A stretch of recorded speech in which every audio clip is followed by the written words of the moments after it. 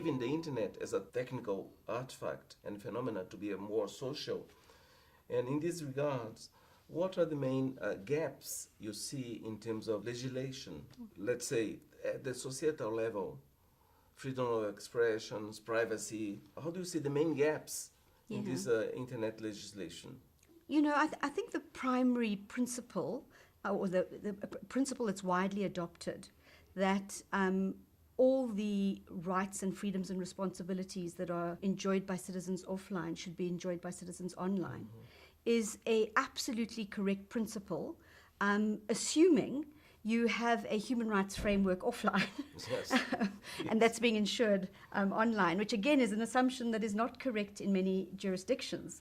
But I think, you know, if that principle is adopted on the assumption that the Universal Declaration of Human Rights is the basis of that argument, and that there is a level, you know, there is rule of law that will ensure not only the protection, but, you know, the encouragement of these rights, because I think this is something that is often forgotten in our contexts, is that states are not only required to safeguard those, but they're actually required to promote those rights for their citizens. So I think if you look at that and you say, well, that's the principle, all these offline rights need to be online, then it makes the job much smaller about where the gaps are, etc. So if we've got data protection offline, what about the online environment requires that, you know, that there needs to be more or adjusted or whatever it is? If the offline environment guarantees certain rights for citizens, you know, what about the online environment is different? So I think if you take, you know, it depends on the country. If you have a country where there's protections of limitations on those freedoms, on freedoms of expression, on what I would call legitimate grounds, for example, hate speech or something like that, you can say, you know, what is different on the offline and online environment. So I think because of the nature of this, you know, incredible new technology, there are certain things that make very difficult symmetrical regulation of both content and services provisioning in an offline and online environment. So I think, you know, there are serious big challenges, especially where in countries where you have positive regulation as opposed to just negative regulation. And by that I mean, you know, negative regulation is essentially preventing child pornography or negative things on the internet or in broadcasting or wherever it is in society, whereas positive might be, you know, ones that enforce local content or encourage local content. So those kinds of things are very difficult to apply in a digital online kind of environment, both from a negative point, the categorization, the prevention. You know, in South Africa, for example, we have a bizarre piece of legislation at the moment being proposed that wants to categorize all the content on the internet in the same way as the Film and Publications Board, the old censorship board, categorized information. So besides the probably unconstitutionality of it, the practical possibilities of doing this are just crazy. I mean, so I don't think one even has to object to this legislation. I think it would just fail in its implementation. But you know, for enforcing local content, which has been a very positive regulatory intervention in the broadcasting and local music environment, and has really grown the cultural industries in South Africa, makes, and people have to set up considerable production costs, etc., in order to meet those quotas, whereas somebody can come online and just produce content without having to meet those quotas or requirements. And despite the regulator saying, well, it's going to require that those producing on the internet comply, unless they're locally based companies, there's absolutely no way of enforcing that. And do you believe that the legislation of breaching these gaps, existing gaps, will ensure a more cooperative environment, considering that the internet is a space for collaboration? So legislation will ensure this, that people are more engaged in the cooperation online. There are a lot of myths about the internet.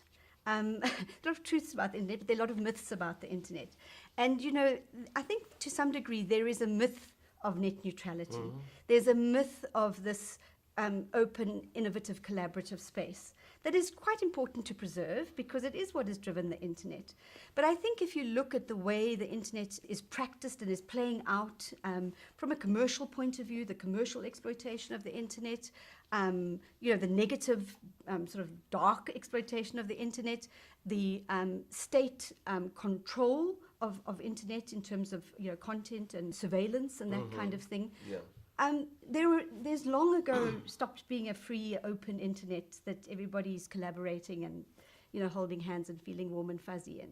That's not to say the principles aren't important. Yes. I think it's just it's important to understand what you can enable, and that in developing countries in particular, it will require more than just sitting back and protecting the open internet, that it will actually require some active intervention to bring those people who are not online, and to enable those who are online who want to collaborate, innovate, etc., the resources and the wherewithal to do so, including in allowing them to compete fairly with big international, effectively global monopolies that have platforms across the internet that are proponents of the open and free internet. So I think it's a lot more complex than it seems. Preserving the openness of the internet is actually that in itself is an assumption, and in fact for a lot of people there is just no access to an open internet in which to collaborate. Yeah. I would like now to move to a more political approach. In your view, what are the main challenges in terms of a political challenge in regulation or in regulatory activities that countries and regions are facing today? Well, I mean, I suppose I'm really only equipped to speak about the African context. But even that, I mean, speaking about the African context, it's so diverse. Yes, it's, exactly. Multiple different political and economic, political jurisdictions and economic markets. But I think there are some fundamental sort of universal challenges that face us all. Even if you're the United States of America, as we know.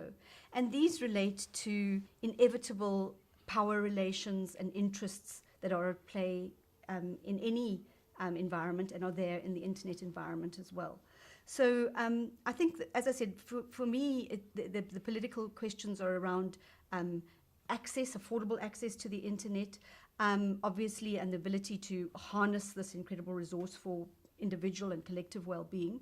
But the other side of it is that there are, efforts to control the internet, whether by the state, and I think, the difficulties of getting access in particular countries when even those who have access, the limited access there is very tightly surveyed or even blocked and filtered.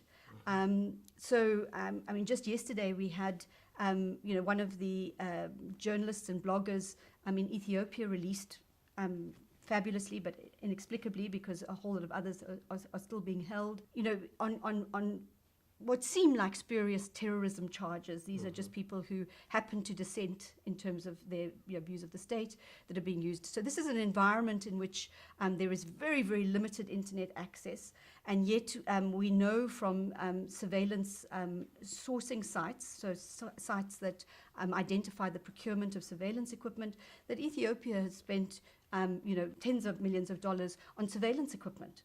So I think the political questions around how free and open the internet is, so people's rights and ability to access the internet.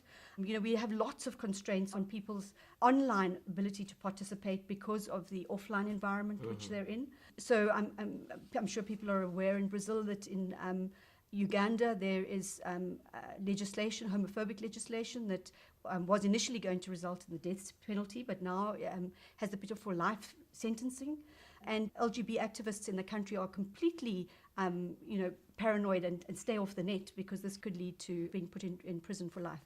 So there are lots of these kinds of constraints that, make the potential of the internet for Uganda, who have been great proponents of it from a purely policy, technical infrastructure rollout point of view, You're now facing this clash of the technical environment, the sort of infrastructure supply side environment, with the human rights and freedoms and political rights that inevitably will come together once you have extensive access to these fabulous new internet services, etc. And the Arab Spring is our lesson on this.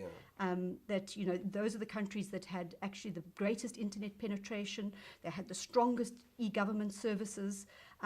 They also were amongst the most repressive and had very powerful surveillance and control mechanisms, so that when this inevitable uprising happened, they were able to use these fabulous new open innovative collaborative systems to repress and suppress people. And I would like to hear from you your views on the recent events or recent surveys and applications that are having impacts in the economy, like Airbnb, Uber. We have in many countries, like here in Brazil, in São Paulo last week, we had the approval of a new legislation for the city of São Paulo prohibiting the use of Uber application.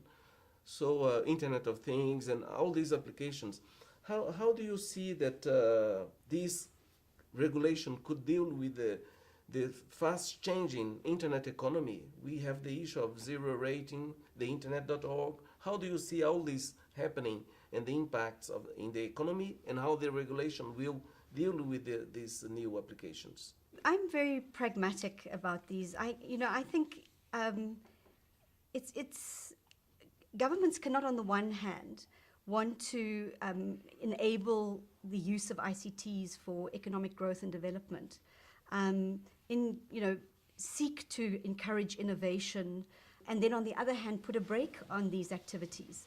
I think one either has to say we are moving into an information economy, into a knowledge economy. We are going to support initiatives, accepting that this is a global economy that we're in, that the internet economy is a global economy. We need to look at how we can enable local innovation, encourage local startups and apps and whatever in order to compete in this global environment, but accept that it is a global environment. So like a lot of protectionism, I think it's problematic. If somebody is, through the innovative and disruptive introduction of technology, having an impact on a local service provider, or that is actually probably high-priced or overpriced, that's why people aren't using the service, or providing a real alternative for people at a lower cost. I think local responses have to be more innovative and more competitive, and say, oh, actually, if that's what's going to happen, we're also going to introduce technology, because it's very basic technology that is going to be able to compete with this. And so we'll have, our own local version of Uber, or something, whether it's Airbnb or whatever it is. These are, very innovative, effective ways of sharing resources in especially in our case, in stressed economies that also, generate revenues and things. So there are the issues around how do you tax these services, and very legitimate concerns that we have to work through and consider.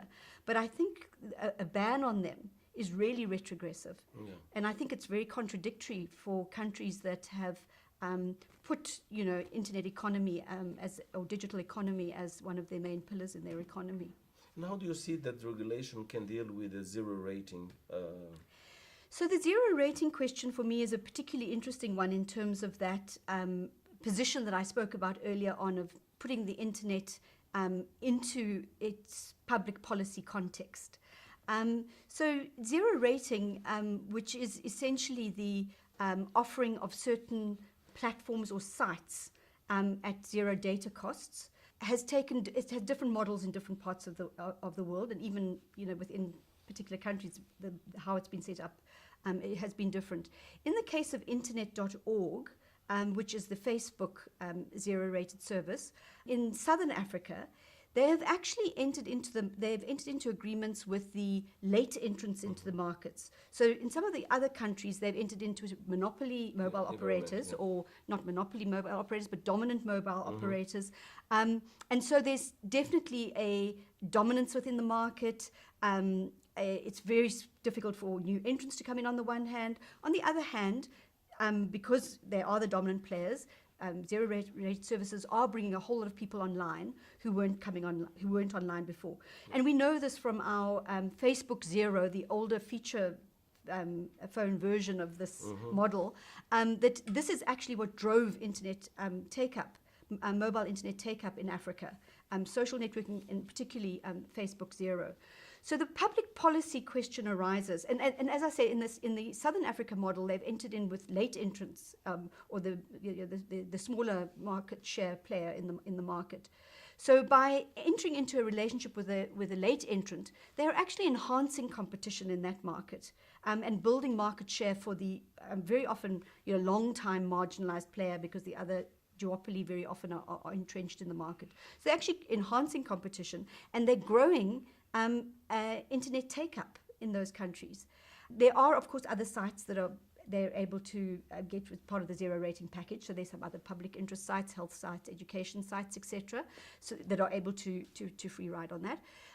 So when one looks at that from a public policy point of view, I would argue that by banning that, which is what Indian activists, for example, have called for, those of you online, mind you, are calling for services that would bring hundreds of thousands, millions of people online to not be permitted. Now, it's absolutely true that it does make the barriers to entry for local players, etc., more difficult, and I think one has to look at that. But one has to separate from a policy analysis point of view. One has to separate out the consumer welfare issues, which are the access and affordability issues, from the competition, new entrants and startup issues. Because very often in regulation and policy, there are tensions between these two. So on this hand, we do see an improvement in consumer welfare. People are coming online, they can afford the service, etc. What is also very important is that the early Facebook evidence, and it is Facebook evidence, we have not been able to conduct surveys yet to assess this, but seems to demonstrate that it is simply a gateway to the open internet. So the latest public data from Facebook suggests that only, I think, between 7 and 9% of people actually have remained in that walled garden over the 6-month period, or the period that they've been assessing, which is obviously quite a short period, and we might still see more people coming out. This is a very small number if it's if it has brought on hundreds of thousands of people onto the net, which it seems to be the case. So those applying a sort of strict net neutrality, anti-discrimination principle to this, that the exclusive arrangement between internet.org and a service provider or a communications operator would be arguing that this should not be allowed in terms of net neutrality principles. On the other hand, you would be denying a whole lot of people access. So, as a regulator, from a regulatory perspective, I would say one needs to firstly, let the market run a little, because this kind of innovation happens very quickly, and by the time the regulator has had its public hearings and done it may all be over. Secondly, to have as a general principle transparency. So any zero rating thing has to be transparent. Who has entered into exclusive arrangements, the time periods, etc., and then potentially to have time limitations on these. But because they're market gimmicks generally, they tend to have their own time limitations on. So in South Africa, for example, we have zero-rated services for existing players, 6 months for new players, people who are coming onto that zero-rated service for the first time, 1 year. So they will play that. It will get people onto the net, and then that exclusive arrangement will end, probably before the time that the regulators got its findings from its public hearing together in order to implement it. So that would be my example of looking at these principles very much in their context, looking at the contesting principles, other public policy or public interest principles that they might find themselves in tension with, and then also looking at it on a case-by-case basis. Because as I said, even in North and Southern Africa and East Africa, as it's being played out, the context is quite different. The competition context, etc., is quite different. And what's the role of measurement in terms of monitoring policies and, laws? Yeah. How measurement can be an important initiative for a given country to monitor the development of the legal regulatory environment and now the ecosystem.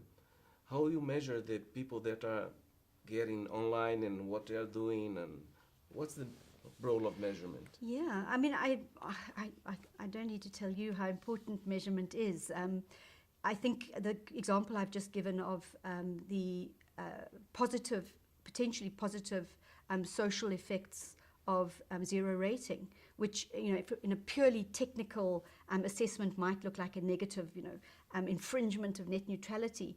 If one is actually able to measure how many people are being brought online for the first time, how many people are remaining within the walled garden, how many people are exiting the walled garden into the open internet, how much it's costing them to exit the wall from the internet. Exactly. All of these things can only be assessed with measurement, with firstly, some supply-side data, and obviously big data has the potential, if one could extract it more easily from operators, it has the potential to provide some of this information. Right. And so I think there is some better supply-side data available than we currently have. But a lot of these questions can't be answered without really resource-intensive demand-side surveys if they're going to be nationally representative and accurate, statistically accurate, etc. So gathering this information is absolutely critical. And I think the example in Brazil is an extraordinary and fabulous example. But there is, to my knowledge, nowhere else in the global south is it actually being administered in this public interest, multi-stakeholder, guaranteed collection of the indicators every year. Of course, in the global north, in Europe and the US, national statistics offices take on this work as part of their work, and they complying with many of them, not all of them, with the measuring of measuring the information society surveys, etc. But in Africa, there's been almost no collection by national governments, with one or two exceptions. Kenya, for example, has collected, not perhaps as in-depth as some of the Measuring the Information Society surveys, or certainly the RIA surveys that we've done in Kenya over the last decade. But there are a few countries that have been collecting them. But very often this data is not put into the public domain. So very often, in the few cases that it is collected, it's actually retained by the regulator, or the government, the National Statistical Office, and it's not put into the public domain for wider use. So I would say, this measurement is absolutely critical. Any of you who've worked with the ITU expert group on indicators will know the problems with simply definition of indicators, and the difficulties of measuring internet access, internet usage from the supply-side data available. And so we don't know what the penetration of internet or the diffusion of internet in Africa is. We've got a little better sense in a few places than others, but we actually don't know. We just know that there are a lot of people who don't have access.